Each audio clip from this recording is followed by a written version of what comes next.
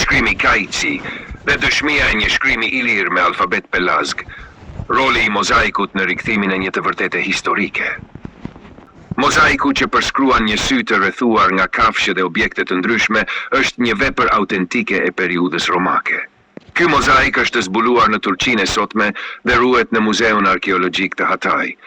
Figura është marrë nga interneti, nuk mund ta lidh me autorin për efekt info, por është vërtetuar se është autentike e Muzeut Arkeologjik të Turqisë.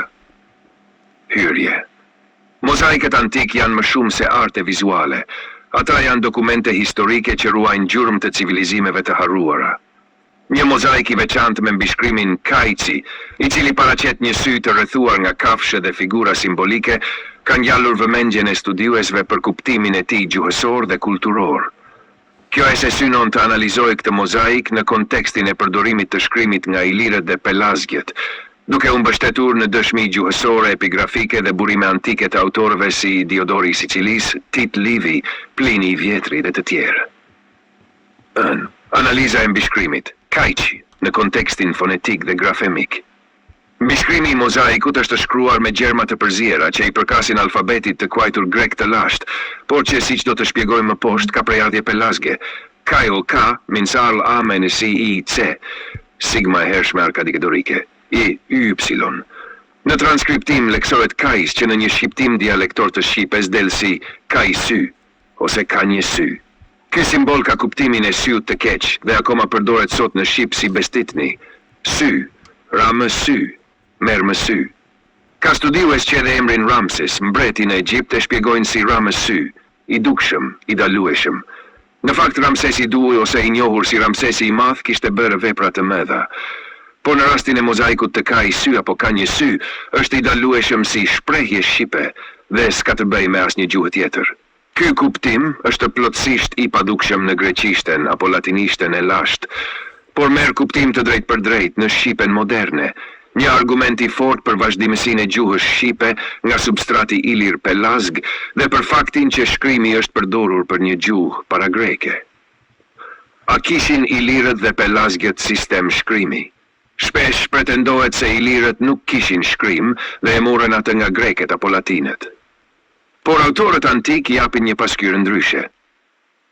Diodori i Sicilisë. Pelazgjet janë të parët që shpikën përdorimin e shkronjave dhe u mësuan ato grekëve. Plini i Vjetri. Historia natyrale, libri Qems.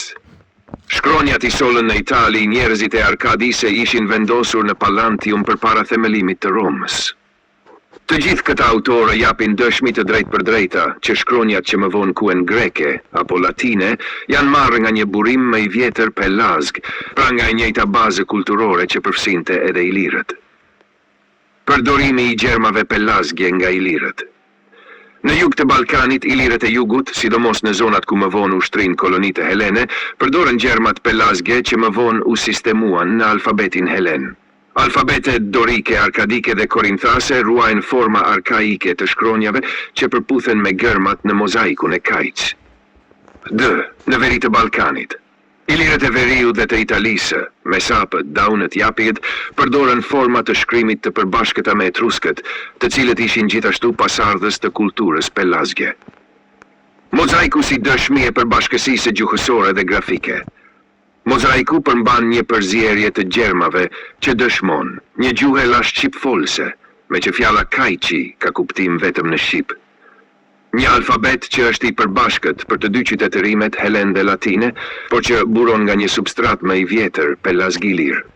Kjo përzierje nuk është një rastësi, por një dëshmi epigrafike e përkatësisë së kësaj kulture shkrimit tek ilirët, jo si përdorues pasiv, por si bartës të një tradite shkrimore autoktone. Përfundim, mbishkrimi Kajci nuk është thjesht një mozaik dekorativ, ai është dëshmi e heshtur e një të vërtete historike që është mohuar për shekuj.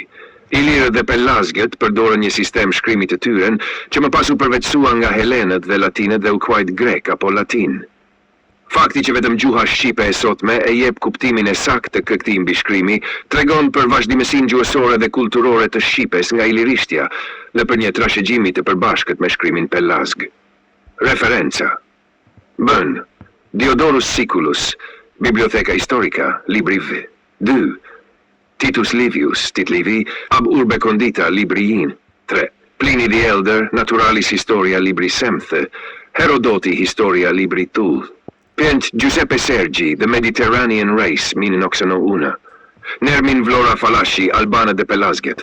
Shët Kol Marku, studime historike mbi origjinën pelasge të shqiptarëve. Shënim, të nderuar leksues, përfundimet nxirren i vet gjatë leksimit dhe dëgjimit. Mund ta komentoni dhe përhapni pa problem, por natyrisht duke ruajtur etikën dhe të drejtën e autorit.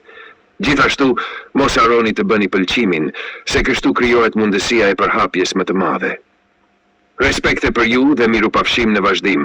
Ju falenderoj për interesin, mirëkuptimin dhe kohën e dedikuar. Kol Marku, Itali. Më qëtëmq.